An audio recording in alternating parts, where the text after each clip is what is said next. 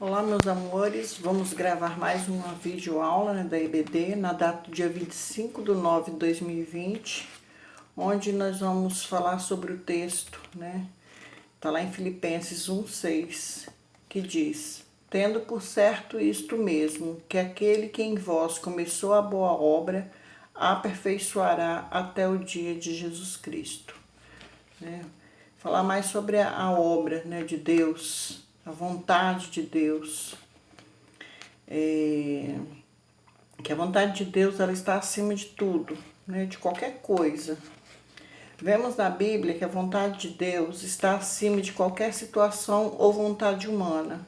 Por isso, podemos confiar que os grandes planos de Deus nunca se frustrarão. Por exemplo, desde que Adão e Eva pecaram, Deus falava através dos profetas que Jesus viria, ao mundo, e ele realmente veio. Também era vontade de Deus que Jesus morresse pelos nossos pecados, e isso se cumpriu, não é verdade? Por isso, se você é um escolhido de Deus, os planos dele para a sua vida se cumprirão. Presta atenção, hein? Se ele tem algo para fazer com você ou através de você, ele fará. Não serão suas fraquezas ou suas falhas que impedirão isso. Para isso tudo, o que você deve fazer é viver em obediência.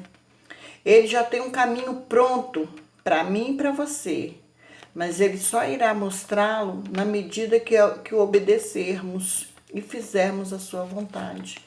Lembra lá de Davi?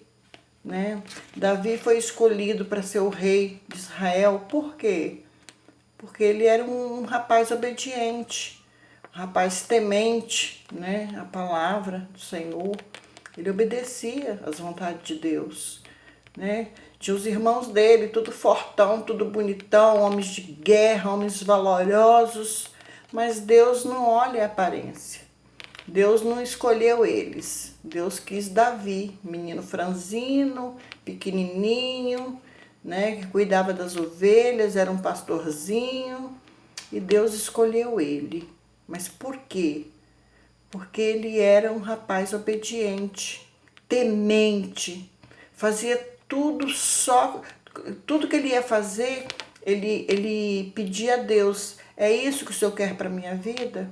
Lembra lá quando ele se tornou rei, Para ele ir para uma guerra, ele ia lá nos pés do Senhor e perguntava: Senhor, é da tua vontade que eu vá? Ele só ia para a guerra quando Deus dizia para ele: vá que eu te darei eles em tuas mãos. Então, assim, Davi tinha uma intimidade muito grande com o Senhor. E mesmo que ele chegou a errar, que todos sabem, conhecem a história de Davi, que ele errou, ele adulterou. Mas Deus, ele viu o arrependimento no coração dele e perdoou, porque Davi era o homem segundo o coração de Deus. Deus amava Davi. Mas por quê? Porque ele era um homem bom, um homem temente. Tudo que ele fazia de errado, não que ele não era pecador, ele era, mas ele se arrependia. E ele vivia aos pés do Senhor. Tudo que ele ia fazer, ele consultava o Senhor. E é assim que o Senhor quer para nós nos dias de hoje. A mesma forma que ele tratou Davi, ele quer tratar nós também. Ele quer que nós vivamos aos pés dele, pedindo orientação, porque ele continua falando conosco através da palavra dele, certo? Muitos não sabem, mas a Bíblia já está revelada toda a vontade de Deus para cada área de nossas vidas. Ela é a fonte mais confiável de todas, pois foi inspirada pelo Espírito Santo e não por inspiração humana, Foi alguém que inspirou? Não, foi Deus que inspirou. É da vontade de Deus. Aí eu pergunto, é da vontade de Deus que a gente roube? Ou que a gente mate? Ou que a gente adultere? Não, não é da vontade dele, de forma alguma, Por quê? Porque lá, na palavra, lá nos mandamentos, ele explica que ele não quer saber isso de nós, ele não quer que façamos isso, porque é pecado, porque é errado, ele não quer que a gente faça. Só que nós precisamos entender que a Bíblia não fala especificamente de todos os pecados, né? Por exemplo, usar drogas. Na Bíblia não está escrito, né? Não usareis droga, não está escrito isso. Mas ela, a própria Bíblia, você lendo ela, ela vai nos responder sobre este, né? Sobre esse momento aí, né? Que algumas pessoas fazem, né? Que é o uso da droga, que deixa a pessoa alucinada, né? Tira ela do raciocínio dela. Ela nos responde como? Porque sabendo que a gente não pode colocar isso dentro do nosso corpo. Por quê? Porque nós somos templo do Espírito Santo, né? E nós devemos cuidar, nós temos que ter zelo com o nosso corpo. Por isso nós não podemos colocar coisas ruins, né, dentro dele. Por isso nós precisamos de conhecer a palavra, né? Nós temos obrigação de conhecer a vontade de Deus para nossas vidas, que está na Bíblia. Tudo que ele quer falar conosco está lá, que ele falou através dos profetas. E foi escrito, né? Revelado para que hoje a gente tivesse esse entendimento. Tá certo? Lá em Mateus 22, 29, se você quiser dar uma olhada lá depois, olha, está escrito assim: vocês erram por não conhecerem as Escrituras e nem o poder de Deus. Né? Então, quando a gente não conhece a palavra, a gente vai pecar mesmo, a gente vai errar mesmo. Né? Então, Deus não quer saber, não quer que a gente faça isso, cometa esse tipo de erro. Né? Então, como eu falei aqui agora, nós somos templo do Espírito Santo.